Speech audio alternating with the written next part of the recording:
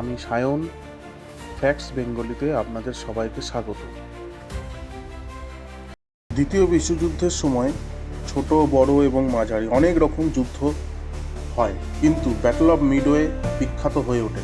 তার কারণ এই সময়ে পৃথিবীর একটা শক্তি আর একটা হাতে চলে যায়।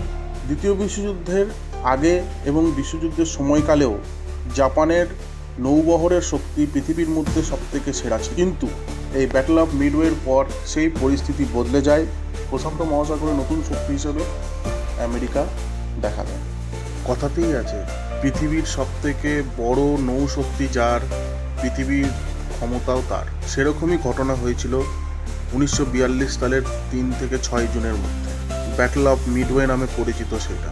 প্রশান্ত মহাসাগর এলাকায় এই যুদ্ধ হয়েছিল মিডওয়ে দ্বীপের এবং তার আশেপাশের এলাকায় জাপান এবং আমেরিকার মধ্যে। এই যুদ্ধের আগে আরও দুটি যুদ্ধ এই দুটি দেশ লড়েছিল ঠিক ওই একই এলাকায়, পার্ল হারবার এবং ব্যাটল অফ কোরাল। যুদ্ধের কয়েক মাস আগে জাপান এবং আমেরিকা আরও দুটো যুদ্ধ লড়েছিল ওই এলাকায়, যা পার্ল হারবার এবং ব্যাটল অফ কোরাল নামে পরিচিত। দ্বিতীয় বিশ্বযুদ্ধের সময় এই দ্বীপের গুরুত্ব বুঝে এখানে ইউএস সাবমেরিন বেস বানানো হয়। এই ইউএস সাবমেরিন বেস এখানে এয়ারক্রাফট ক্যারিয়ারের সাথে এবং সি প্লেনের সাথে টহল দিত।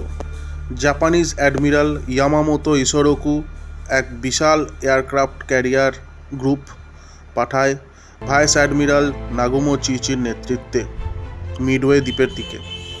সেই সময় ইউএস নেভি ডিপার্টমেন্ট রেডিও মাধ্যমে খবর পায় এই বিশাল নৌবহরে, এবং তারা বিখ্যাত অ্যাডমিরাল চেস্টার নিমিজের নেতৃত্বে তাদের এয়ারক্রাফট ক্যারিয়ার এবং কিছু যুদ্ধ জাহাজ তাদের মিডওয়ের দিকে পাঠায়। আমেরিকার শক্তি জাপানের থেকে অনেক কম ছিল। তার কারণ আগের দুটো যুদ্ধ যথারীতি পার্ল হারবার এবং ব্যাটল অফ কোরালে তাদের যথেষ্ট ক্ষয়ক্ষতি হয়। জাপানের 4টে এবং ইউএসের 3টে ক্যারিয়ার এই যুদ্ধে অংশ নেয় এবং তার সাথে অজস্র যুদ্ধ জাহাজ আর প্লেন। অ্যাডমিরাল ইয়ামামোতো মিডওয়ে আক্রমণের প্ল্যান 3টে ফেজে সাজিয়েছিলেন। ফেজ 1, মিডওয়েতে বিমানের দ্বারা বোমা ফেলা হবে এবং এর সাথ দেবে 4টে এয়ারক্রাফট ক্যারিয়ার, আকাগি, কাগা, শরি ও হিরু। ফেজ 2তে ছিল মিডওয়েতে যুদ্ধপথ থেকে সৈন্য নামানো হবে, এবং ফেজ 3 ছিল ইয়ামামোটো নিজে কিছু দূরে জাহাজে থেকে সব তদারকি করবে। কিন্তু আমেরিকা সমস্ত খবর রেডিও চ্যাটারের মাধ্যমে পেয়ে গিয়েছিল। তখন নিমিজ তার সাথে 3টে এয়ারক্রাফট ক্যারিয়ার মিডওয়েতে আগে থেকেই বসেছিল।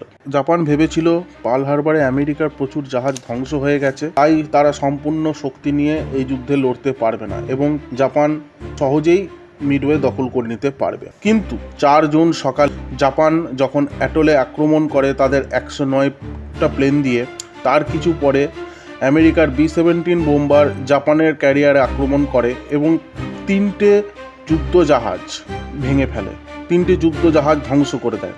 চারিদিকে ধ্বংসের লীলা দেখা দেয়। বাকি ছিল একটা ক্যারিয়ার হিরিউ, সেখান থেকে বোম্বার হয়ে যায় এবং ইউএসের ইয়র্কটাউন ক্যারিয়ারে বোমা ফেলে। তাতে বিমান ওঠানামার যে জায়গা সেখানে আগুন ধরে যায়, বাজে পরিবেশ তৈরি হয়ে যায়।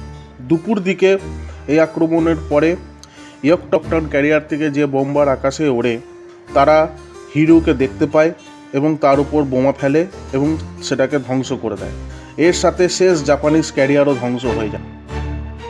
এই যুদ্ধে জাপানের 4টে ক্যারিয়ার, 228 প্লেন এবং 3000 সৈন্য মারা যায়। ইউএসের ইয়র্কটাউন ক্যারিয়ার ক্ষতি হয়েছিল। অবশেষে ইয়ামামোটোর এই প্ল্যান ধ্বংস করে পৃথিবীতে এক নতুন শক্তি ঘর হয়ে ওঠে আমেরিকা।